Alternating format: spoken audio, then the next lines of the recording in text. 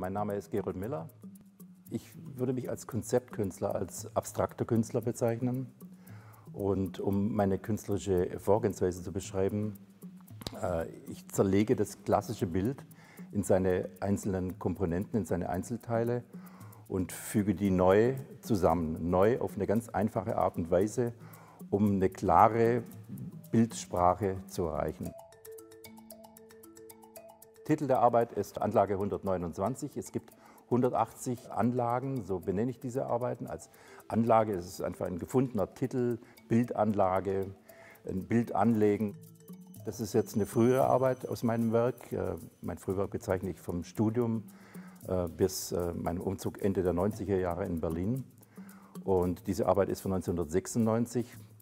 Das Frühwerk zeichnet sich aus durch 180 sehr ähnliche Arbeiten, alle, die diesen Rahmen beschreiben, die rahmenähnlich sind, die eine ganz einfache Konstruktion haben.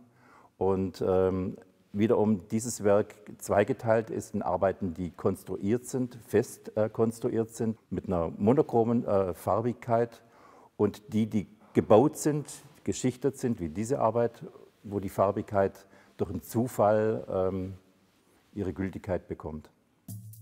Das ist Form und Farbe, das ist Stahl und Lack. Ja, das sind vorgefertigte Vierkantstahlrohre, die du kaufen kannst, auf ein Format gesägt. Die sind nicht sichtbar zusammengeschraubt. Und dann stand das Objekt im Atelier auf dem Boden, an der Wand angelehnt und die Farbe wurde über die zwei seitlichen Leisten drüber gekippt.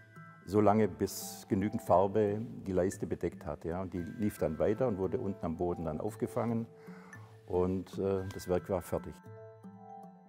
Es geht mir immer um das Bild.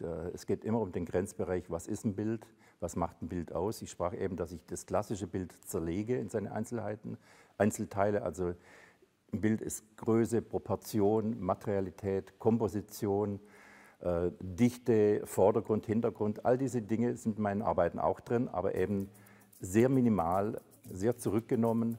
Und nur das Wichtigste, was ein Bild ausmacht, gebe ich in mein Bild rein und formuliere so eine neue Dimension.